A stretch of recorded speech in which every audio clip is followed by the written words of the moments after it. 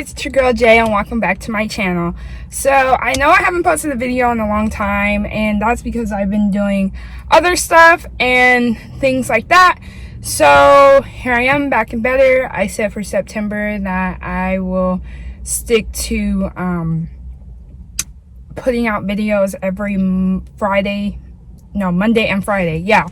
So today's video is basically a part of my testimony that I really don't share with a lot of people, but my mom and them are like, Jalen, you don't know what your testimony can do for other people, and that it doesn't matter if you get applause or whatever. She was like, as long as you shared your testimony, that can deliver somebody out from something that they're going through, or just by giving my testimony that somebody feels hope and wanting to know the Lord. So I'm gonna go ahead and share my testimony.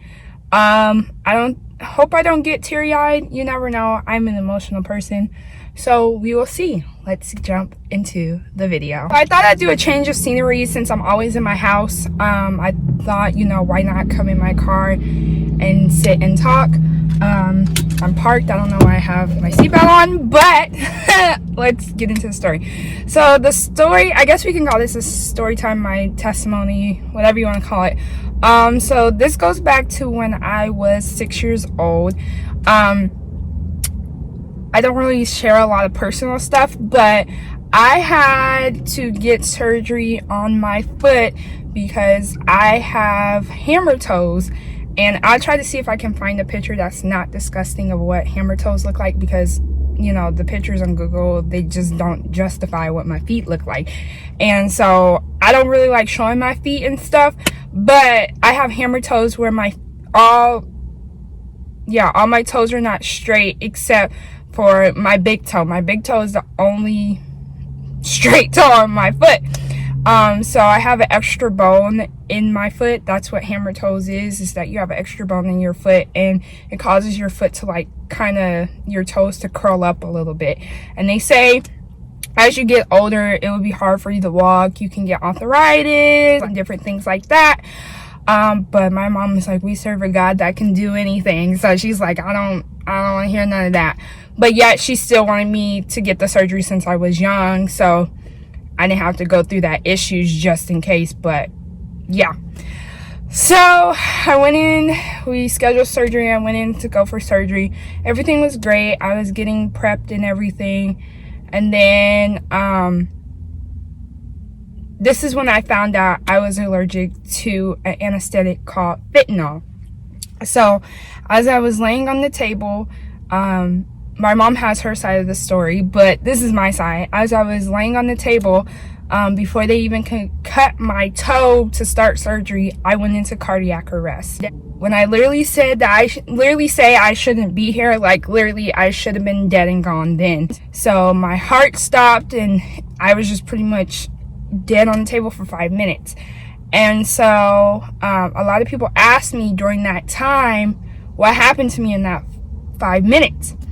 And so I tell them all the time that Jesus is real, heaven is real, and that nobody can tell me anything different because I experienced it for myself.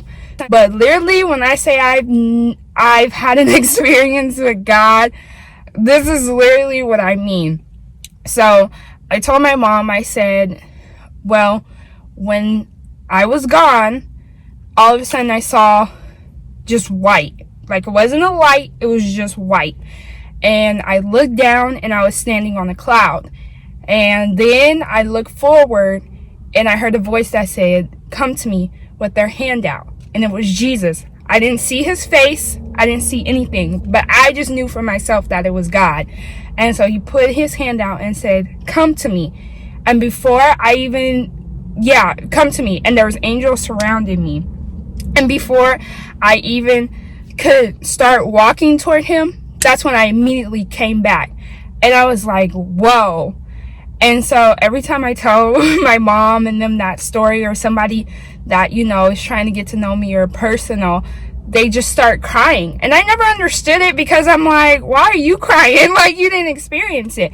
But I understand, when you experience God, just the glory that comes over you And I can't even explain it, but it's just, when I say the way I live, not because mama and my grandma and them told me to, not because I got saved because somebody told me to.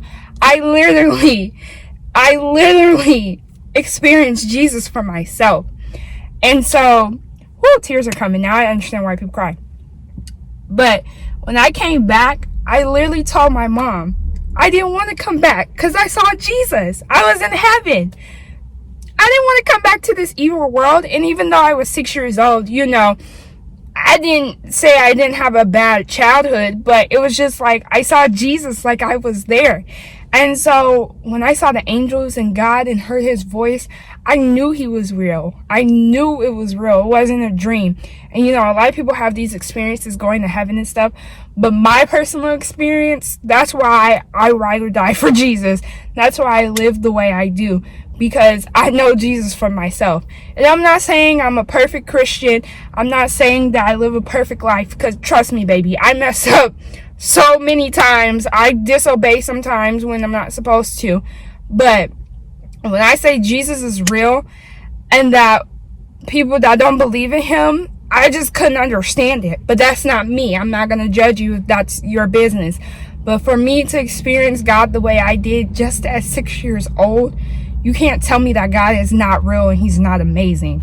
But yeah, I woke up and I told my mom I didn't want to be here. I was like, I was with Jesus, and she started bawling. And so they had told me that I was going to have problems growing up, that I wasn't able to comprehend. But look at me now. I'm a college graduate.